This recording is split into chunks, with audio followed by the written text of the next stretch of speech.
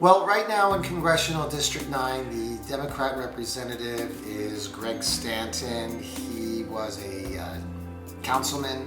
He was an assistant district attorney. He was basically a failed mayor of Phoenix, and now he's a one-term congressman.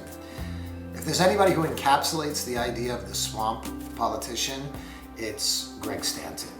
I mean, he voted for the impeachment. Not only did he vote for it, he's on the Judiciary Committee, so he actually wrote up fake articles of impeachment, thereby negating the vote of about 45% of the people in his district. I mean, that is pure contempt for your voters. I don't understand his platform. If you look at what he's talking about, he talks about, rights for illegals, how to make it easier for DACA recipients, people crossing the border, it should be easier, but he never talks about people in his own district. He's defending the rights of people who should be here illegally. At the same time, he's negating your presidential vote. I don't see who he's representing. Also, I mean, I live in his district, and I don't see him as any major intelligent think tank that he's gonna rethink my vote and tell me that I voted wrong or for whatever reason. So I see him as somebody who has just total contempt for the office. And also now, of course, he champions the rights of people of color and things like this, but he was a DA. Many years ago, I was a school teacher in New York City. I was in the South Bronx, basically an all-black school district. So while I was teaching young black men how to have self-esteem, get on their feet, be productive in society, he was busy locking them up. And I think the dichotomy is obvious. He says one thing, but his actions are clearly the other. He's not a leader in any way. He's a follower. Whatever Pelosi and AOC and the squad tell him to say, he's going to say. He will pander to any group.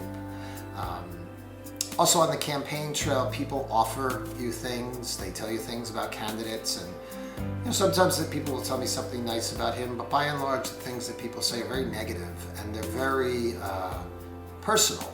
I had a young woman tell me one time that she used to work at a gym that Stanton used to come into when he was mayor of Phoenix, and she used to work behind the counter.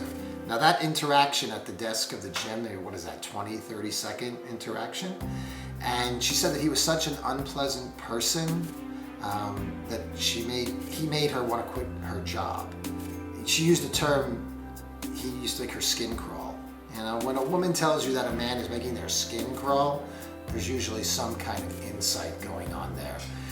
Also, what he just did recently, he called in his vote. If the clip is viral, first of all, he wants there to be a mask mandate throughout Arizona. So, and you're supposed to be in DC to vote. You're not to be able to vote remotely. They just recently changed that because of COVID. So he was supposed to be in DC sitting in session, but instead he was he was supposed to be in Arizona the other way. First he was supposed to be in DC. If not, he should be in Arizona. However, he was on vacation with his family in Utah, a non-mask mandate state. So he mandates masks for all the people in Arizona, then he takes his family on vacation to Utah, and then when it was time for the roll call vote, he was actually in a boat, rowing a boat or sitting on a boat, literally in the swamp, and voting from there. And then if you look at the clip, you see even the Democrat colleagues are laughing at him. The guy who's in charge of the committee pulled down his mask and said, "Is Stanton rowing a boat?" Mr. Balderson votes no. I don't Mr. Stanton. I do. Stanton votes no. Mr. Stanton votes no. Mr. Spano. Mr. Spano votes no. Ms. Mucarsel-Powell. And the Stanton rowing a boat. I mean, it shows just the ultimate contempt. You have to wear a mask. It's mandatory for you. I'll take my family on vacation to a non-mask state and call in my votes to Congress. Only a politician who believes that they are untouchable would make such a move. And whether you're Republican, Democrat, or Independent, I don't think that's somebody appropriately representing you. The other point I want to add is somebody who's running against him. Like I said, Stanton was councilman, mayor, all the steps in his career. I think this second run for Congress is nothing more than another check on his list to gear him up for running for governor in 2022. Ducey can't run after 2022. If by chance the Democrats win both Senate seats, they're going to be looking to have that Democrat governor, and that's all Stanton really has his eye on. And I think if you look at what he puts out from his campaign, that's what he's focused. He talks a lot about the Navajo Nation, which is important, but it's not even in our district. He talks about a lot of issues that are statewide, border issues, things that a governor would be doing. Basically, he's gearing up to run for governor in 2022. And to me, again, that's just contempt. You're not even really looking at doing your job. You're just looking at where your job is going to get you. So, we need real leadership in the district. The country was founded. It was supposed to be citizens going into government for a certain period of time to govern, to pass laws, and then go back and live under the laws that they created.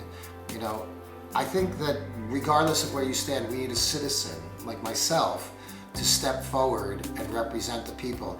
Even if you're liberal, I feel I can represent you better than Stanton. I grew up in New York City.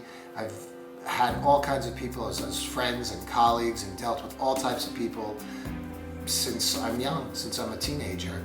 And to me, they're actual individuals. They're not another voting block that I have to go out and get. And I just, not only am I running against him because I disapprove of his job, but as his constituent, I'm very, very dissatisfied with the job that he's doing. I'm Nicholas Tutora, and I approve this message. Paid for by Tutora for Congress.